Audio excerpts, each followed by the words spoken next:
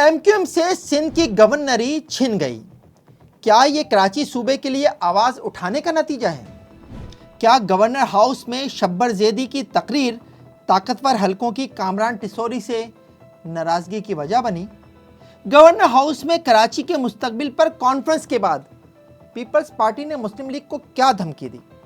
کیا M Q M اپنی اہم وکٹ گرنے کے بعد بھی کراچی صوبے پر پیپلز پارٹی سے میچ جاری رکھے گی یا اسے واک اوور دے دے گی؟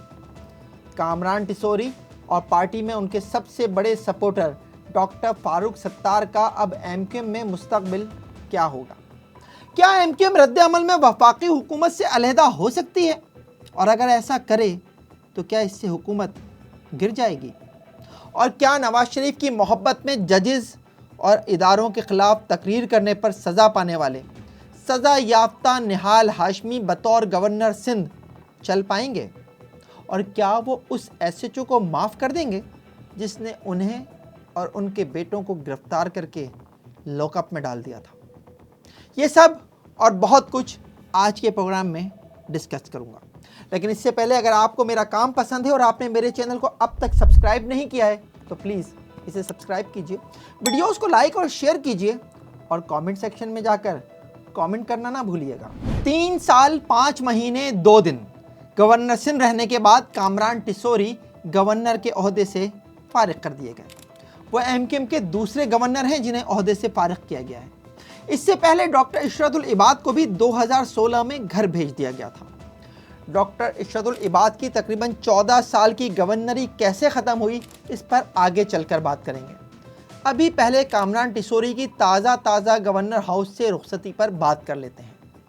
اس رخصتی پر سوشل میڈیا پر جو گفتگو ہو رہی ہے اس میں ایک کامنٹ یہ بھی ہے کہ کامران ٹیسوری محبت کے عالمی دن یعنی ویلنٹائن ڈے پر کراچی سے محبت کے جرم میں عہدے سے ہٹا دیے گئے ہیں۔ 14 فروری یعنی ویلنٹائن ڈے پر گورنر ہاؤس میں کراچی کے مستقبل پر ایک کانفرنس ہوئی تھی جس میں مختلف شعبوں کے افراد نے اظہار خیال کیا تھا۔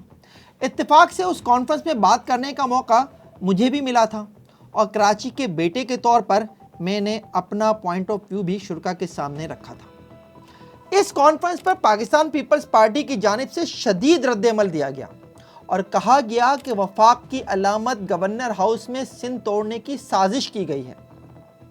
پاکستان پیپلز پارٹی نے سندھ اسمبلی میں بھی اس معاملے کو اٹھایا اور 21 فروری کو وزیر اعلیٰ سندھ سید مراد علی شاہ نے ایک قرارداد پیش کی جس میں کہا گیا کہ سندھ کی سرحدوں میں کوئی تبدیلی قابل قبول نہیں ہے۔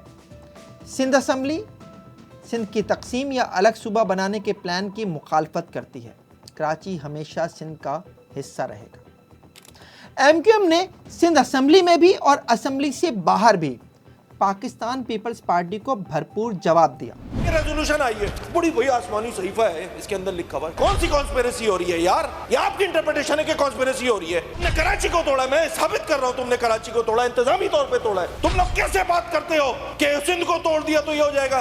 توڑنے والے مجھے بتا رہے ہیں کہ سندھ کو توڑ دیا تو بڑا برا ہو جائے گا بھائی۔ اب ووٹر کو بیچنے کے لیے کچھ ہے نہیں، ووٹر کو بتانے کے لیے کچھ ہے نہیں، تو بھئی یہ بتایا گیا کہ بھئی سندھ کی تقسیم کی بات کی جا رہی ہے، سندھ کے خلاف بات کی جا رہی ہے۔ آپ مجھے بتائیں یہ قرارداد کانٹرڈکٹ کر رہی ہے آرٹیکل 239 سیکشن 4 جو ہے ہمارے آئین کا۔ ہم کیسے یہ فیوچر میں پابندی لگا سکتے ہیں جس چیز کی اجازت آئین دے رہا ہے اس کو کیسے کہہ سکتے ہیں ہم کہ اس پہ ڈیبیٹ نہیں ہوگی؟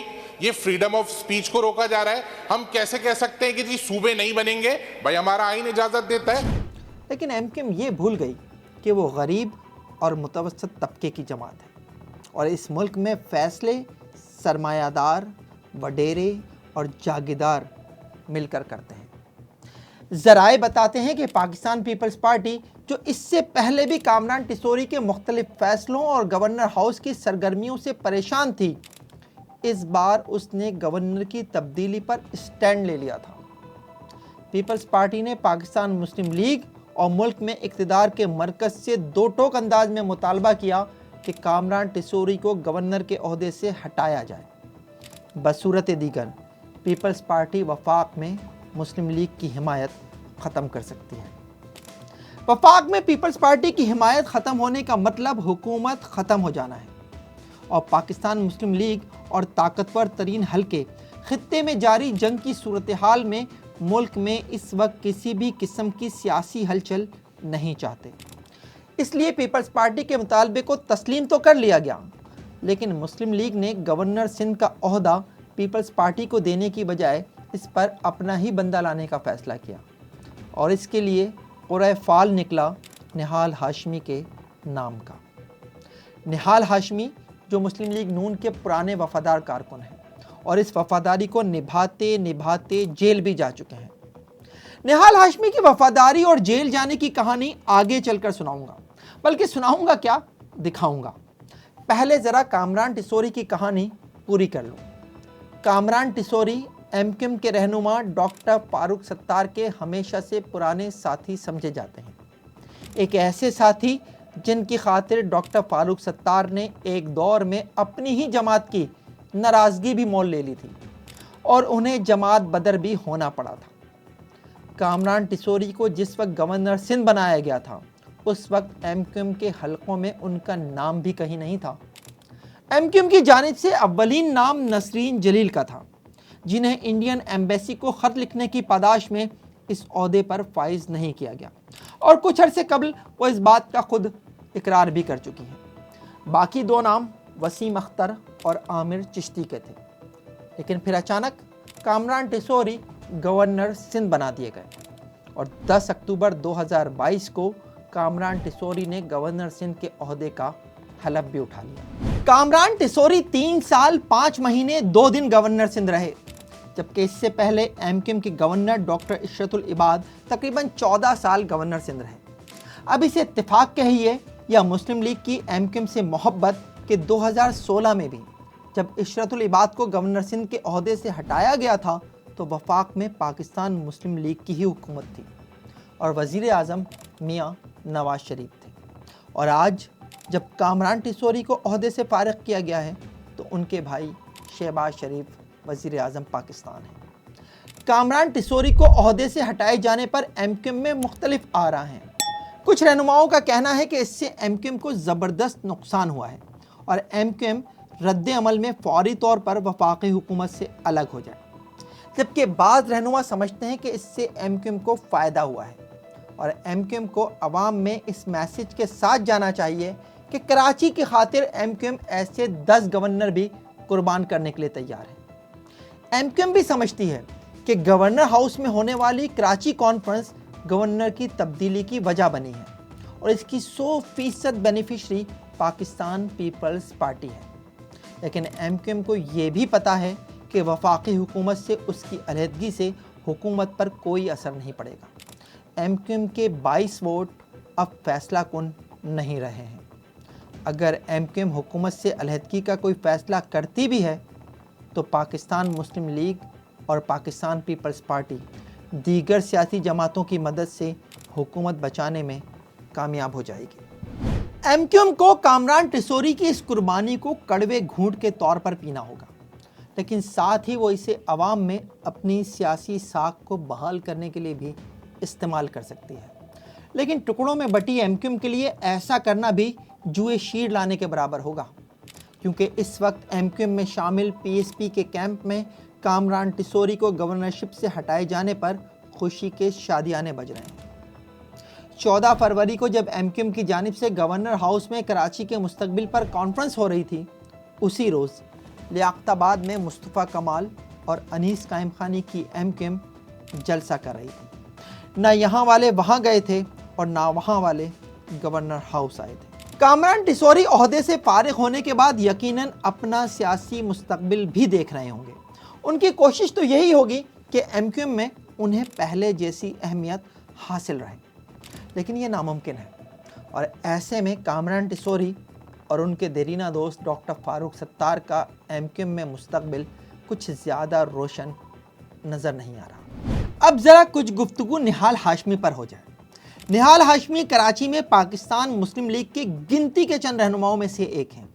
ماضی میں جب اشرت العباد کو گورنری سے ہٹایا گیا تھا تو اس وقت بھی نہال ہاشمی کا نام بطور گورنر سامنے آیا تھا، لیکن ان کی جگہ جسٹس سعید الزماں صدیقی اور ان کے انتقال کے بعد محمد زبیر کو گورنر سندھ لگا دیا گیا تھا۔ پاکستان مسلم لیگ اور اسٹیبلشمنٹ کو اس بار بھی کراچی سے ہی کوئی گورنر چاہیے تھا۔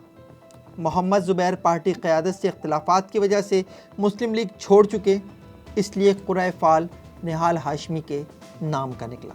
سابق سینیٹر نہال ہاشمی پارٹی کے اس حد تک وفادار رہے ہیں کہ وہ اپنے قائد کے لیے جیل تک جا چکے ہیں۔ 2017 میں یوم تکبیر یعنی 28 مئی کے موقع پر نہال ہاشمی جذبات میں ایک متنازع تقریر کر بیٹھے تھے۔ یہ وہ وقت تھا جب نواز شریف کے خلاف پاناما کیس چل رہا تھا اور تحقیقات کے لیے ایک JIT قائم کی گئی تھی جس میں حساس اداروں کے لوگ بھی شامل تھے۔ نہال ہاشمی کراچی میں مسلم لیگ ہاؤس میں ایک پروگرام میں کارکنوں سے خطاب کرتے ہوئے یہ بھول گئے کہ وہاں میڈیا بھی موجود ہے، اور پھر جو انہوں نے کہا وہ آج بھی ریکارڈ کا حصہ ہے۔ سن لو، جو حساب ہم سے لے رہے ہو وہ تو نواز شریف کا بیٹا ہے، ہم نواز شریف کے کارکن ہیں، حساب لینے والوں ہم تمہارا یوم حساب بنا دیں گے۔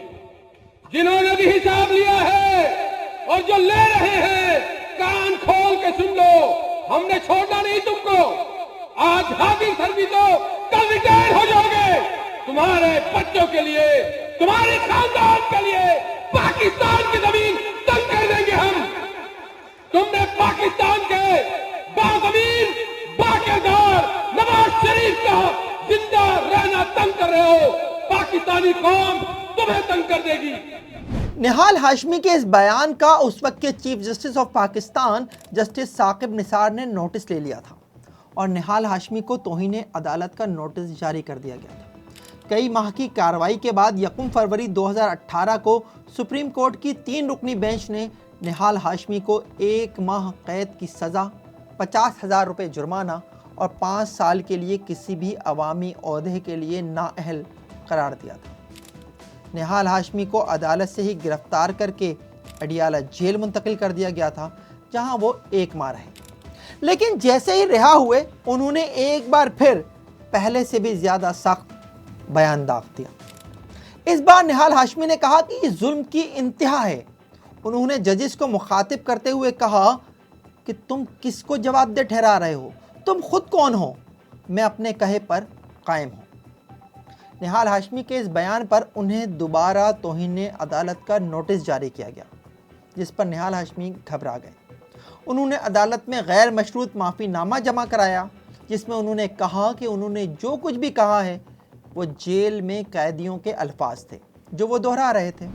سپریم کورٹ نے اس بار ان کی غیر مشروط معافی منظور کر لی اور ان کے خلاف توہین عدالت پر مزید کارروائی نہیں کی۔ نہال ہاشمی پر یہ وقت اس حوالے سے سخت تھا کہ ایک طرف عدالتی فیصلے سے ان کی سینیٹرشپ بھی چلی گئی تھی اور دوسری جانب پاکستان مسلم لیگ نے بھی ان کے بیان سے لاتعلقی ظاہر کرتے ہوئے ان کی پارٹی کی ممبرشپ ختم کر دی تھی۔ لیکن حقیقت یہ ہے کہ ایسا صرف بیان کی حد تک تھا۔ نہال ہاشمی 2018 کے انتخابات کے وقت پارٹی میں سرگرم اور میڈیا پر پارٹی موقف دیتے نظر آئے تھے۔ نہال ہاشمی کے قریبی ساتھیوں کے مطابق وہ ایک جذباتی شخص ہیں جو کبھی بھی کچھ بھی کر سکتے ہیں اور کچھ بھی کہہ سکتے ہیں، اور ان کی یہ جذباتیت ان کے بیٹوں میں بھی آئی ہے۔ نہال ہاشمی کو 2020 میں ان کے 2 بیٹوں نصیر ہاشمی اور ابراہیم ہاشمی سمیت گرفتار کر لیا گیا تھا۔ واقعہ کچھ یوں تھا کہ نہال ہاشمی کی فیملی کہیں سے واپس آ رہی تھی کہ سعود آباد کے علاقے میں ایک معمولی ٹریفک حادثے پر پہنچنے والی پولیس پارٹی اور نہال ہاشمی کے بیٹوں کے درمیان جھگڑا ہو گیا، اور یہ جھگڑا اتنا بڑھا کہ پولیس انہیں تھانے لے گئی۔ اطلاع ملنے پر نہال ہاشمی بھی تھانے پہنچ گئے، جہاں ایک دفعہ پھر نہال ہاشمی کے بیٹے نے پولیس اہلکاروں پر تشدد کیا۔ یہ نہال ہاشمی سینیٹر اور اس کا بیٹا ویڈیو میں آ رہا ہے، پولیس والوں پہ آ رہی ہے۔ تم اس کو مار رہے ہو؟ تم نے اس پہ گاڑی چڑھائی، بناؤ یہ لڑکیوں پہ گاڑی چڑھاتے ہو، میری ماں پہ ہاتھ لگایا تم نے، یہ ملک بنایا تم نے، اور کہاں ہے وہ بارش آدمی، کہاں ہے وہ صاحب؟ یہ سعودآباد ہے، یہ خونی ہے، قتل کرنے ہے میری بیوی بیٹی کو، سارے محلوں نے دیکھا ہے۔ پولیس نے تھانے میں ہنگامہ آرائی اور پولیس پر حملے کی دفعات کے تحت مقدمہ درج کر کے نہال ہاشمی اور ان کے 2 بیٹوں کو گرفتار کر کے لاک اپ کر دیا تھا۔ تاہم اگلے روز عدالت نے نہال ہاشمی اور ان کے بیٹوں کو ضمانت پر رہا کر دیا۔ یہ معاملہ بھی بہت زیادہ ہائی لائٹ ہوا تھا اور یہی جذباتی نہال ہاشمی آج گورنر سندھ بنا دیے گئے ہیں۔ اب دیکھنا یہ ہوگا کہ گورنر سندھ بننے کے بعد بھی نہال ہاشمی اپنی جذباتیت برقرار رکھتے ہیں یا وقت نے انہیں خود پر کنٹرول رکھنا سکھا دیا ہے اور وہ گورنر کے اس عہدے کو وقار کے ساتھ سنبھال بھی سکیں گے یا نہیں۔ کامران ٹیسوری سے نہال ہاشمی کی ریپلیسمنٹ پر ایک مختصر ترین تجزیہ یہ بنتا ہے کہ وہ گئے تو یہ آ گئے۔ یہ پروگرام آپ کو کیسا لگا کامنٹ سیکشن میں کامنٹ کر کے ضرور بتائیے گا۔ دیکھتے رہیے FIR۔